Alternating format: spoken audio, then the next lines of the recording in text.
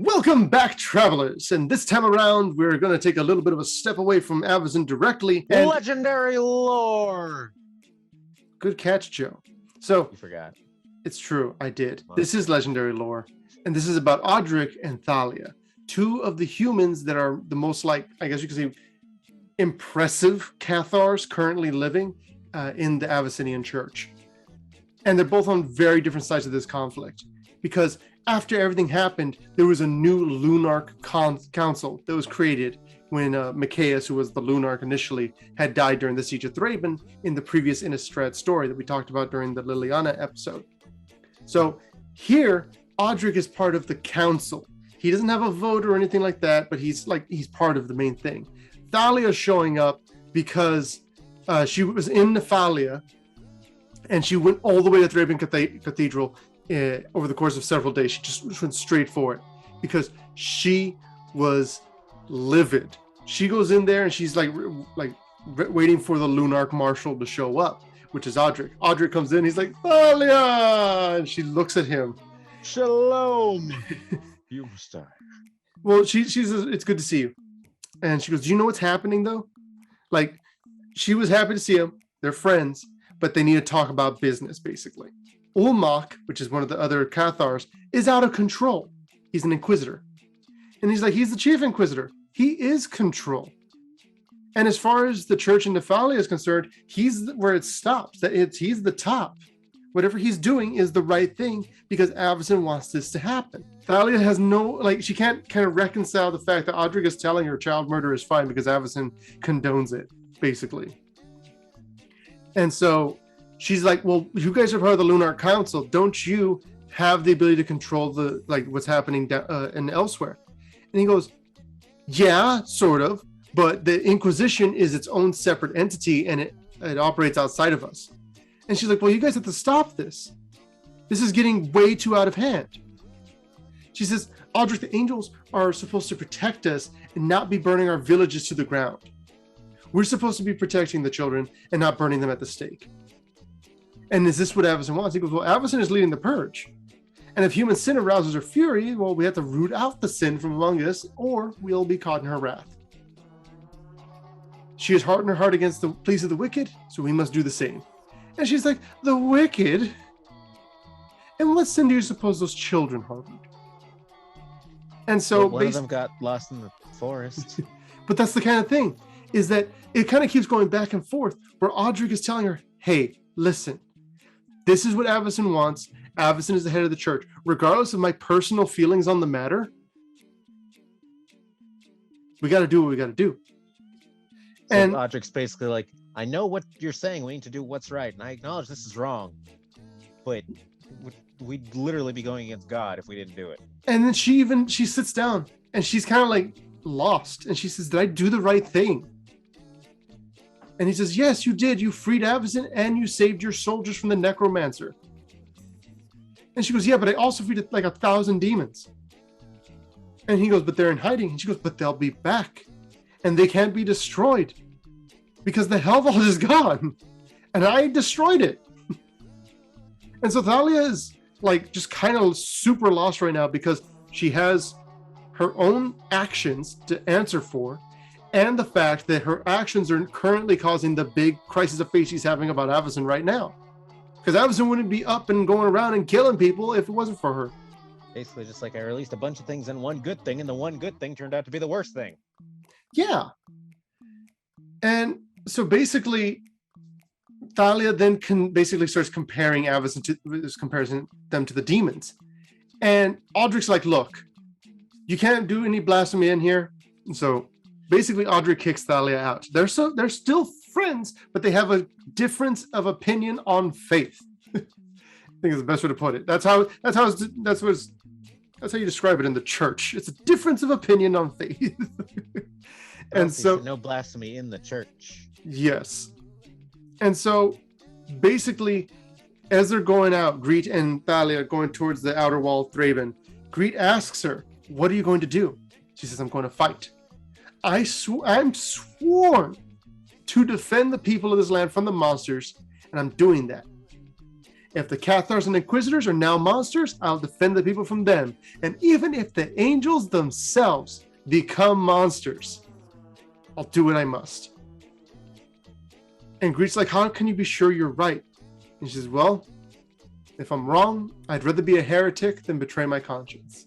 Several weeks go by. And Odric is still like kind of stewing in all the stuff Thalia said, because he knows that she's right. He knows that what he's doing is wrong. It's because what he's allowing to happen. He's allowing Ulmach to go out there and just slaughter people. All this persecution is killing innocent people. And then the chamber doors just slam open and the entire council is there.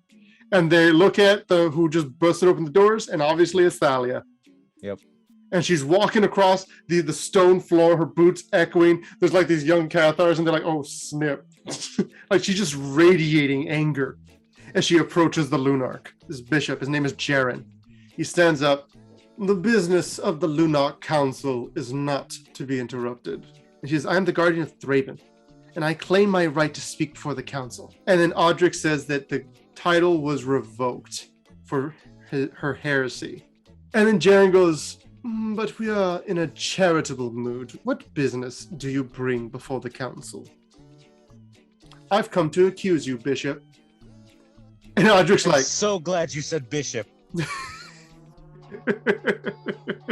and Jaren, your children, the sons of bishops. So, Give me a second. Thalia comes up and says, I have evidence that you have been in communion with the demon Ormondal, the profane prince, and that you are the current leader of the Skursdag. 3 days ago, a small party of Cathars went through the forest of Whittle Parish near the ruins of Estwold, just to give them like a general idea. And they were looking for a witch who had been cursing a bunch of villagers in the parish. And they find hoof prints. And they're she's doing too much buildup. She's doing too much explanation. And the bishops are just kind of like, uh-huh. And Jaren is just doing he's doing this with his hands. Jaren is just smiling at her through these steepled hands. He was doing full Evangelion with it. And so she takes out the letter, and there's smudges and blood all over it. And she goes, read it, and judge the truth of my accusation. It bears the seal and signature of Bishop Jaren, and it gives instructions to this witch in the name of the profane prince. One of them, he finally picks it up. Carlin goes at it, and he's reading, and she reads the page and all this other stuff. And they're all giving the same thing. Oh, it's clearly a forgery. Oh, the hotel this is impossible. And everybody's basically just immediately giving this guy the benefit of the doubt because he is a respected bishop and Thalia is a heretic. And then she calls to Odric. I serve the light. Again, it's Odric who's having to deal with this. It's Odric who's like, I'm in charge of what's happening and I'm letting it happen. I just had a high-ranking official accused of literal witchcraft and demon worship, and I can't do anything about it. And so Odric goes down to the basement of the cathedral, into the dungeons. And he says, and he goes to the prison cell and he says, don't speak. We're leaving here together. And the voice on the other side goes, what? Who are you? I know you're not my friend on the council who just betrayed me. And he goes over to the guard and goes, open the cell. And the guard's like, okay, well, I mean, you're Odric. You're one of the council members. I have to do what you say, right? And then he sees that there's just like a huge bruise on Thalia's face. Most likely because the guards were just like, you know what? This heretic needs to get dealt with. And so they did that. And they go up the stairs, Odric and Thalia, and Greet's there. And she gives Thalia back her sword. So Odric, Greet, and Thalia, they're booking it. They're going to try and get out of the entirety of what's going on in Thraben. They know the place is super corrupt. It's all bad. And they're going out and they're leaving. And then there's 8 Cathars. And Odric personally trained each of them. Odric is a master tactician. He is the Lunarch Marshal. He is one of the most impressive fighters. Guess who the other most impressive fighter is? Is it Thalia? It is. It's definitely Thalia. So you have these 8 guys. They're all here to basically stop the 2 most impressive members of Avacyn's church that aren't angels. And Odric basically is dueling them. And he's like fighting each of them. He knows all their weaknesses. He knows the areas they needed to improve on and stuff like that. So like there's one person, she goes at him and he just like parries her attack and then he goes at her shoulder because he knows that shoulder is her weak point. Like if you've been training with somebody and you know exactly what it is they need to improve on, and if at that point they haven't improved on it yet, that's their weakness. Yeah, exactly. And so he does this. And some of them aren't giving up. Like they're on the ground bleeding, a lot of them, but some keep coming at him. And the guy's like, do you really intend to kill, like, are you going to kill me? Or are you going to surrender and go back to the dungeon where you belong? And Odric's like, I don't want to kill you, but I will, because that's what has to be done. Odric just goes at it. And he goes, and the guy, Haral, who obviously doesn't get a card because he's going to die like in a few seconds. He's just trying. He keeps like blocking every attack, but every attack's only making him more and more weak. Odric kills him. He slices the guy's throat. And there's all these 8 Cathars, all loyal Cathars. These guys aren't working specifically for Jaren and Ormondal.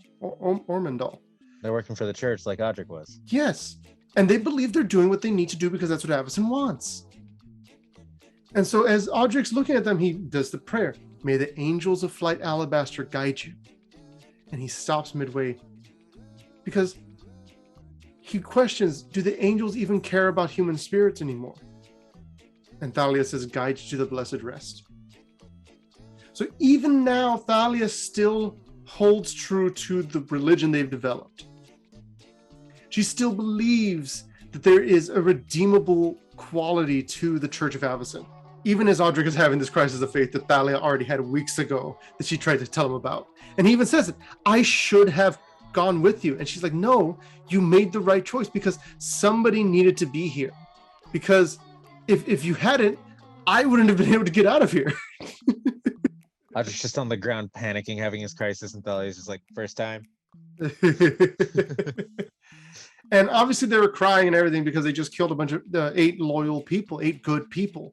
And Thalia is basically informing them that a third of the church is actually Skursdag. The third of the church actually follows Ormondal and is more than happy to follow what the angels are doing now. And so while this is all happening, Thalia says, look, everything is okay because now we're here. And he goes, well, where is here? And she says, welcome to the Order of Saint Traft. She says, the demon slayer, beloved of angel, martyr of the needle's eye. He is this is the person that is their patron. And Greed is like, that's a great person to choose because that guy is kind of epic.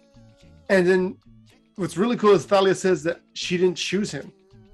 Because like, you know how you could, like churches will call themselves whatever, the Our Lady of this, Our Lady of that, Our Lady of that. Well, she's not just calling it the Order of Saint Traft because she likes Saint Traft. She's calling it that because Saint Traft showed up. And so now you have this small group of Thalia, Odric, Greet, and Saint Traft. Saint Traft, if he were alive, would be more impressive than Odric and Thalia. Put together. So I like the thought of that though. Just like, what's this religion built on? Faith in his power? No, like I actually fought with Saint Traft. Like this is a standing army kind of deal. And like, so this ain't a religion, this is an army. Yeah, pretty much. And they're doing what they can to defend the people against basically madness. Now, all that said, this is where this particular episode is going to end. Joe, take it away. Thank you guys so much for watching. If you liked the video, go ahead and leave us a like and leave us a comment about... What should they comment about, Ricky? If you could have any one of these characters as a bodyguard, which one would it be? Ooh, that's a good one. Yeah. Go ahead and subscribe for our next Legendary Lore. This one's just heating up. It's always heating up. Legendary Lore is going to say, shh, Jamie. I'm going to go with Ormondal.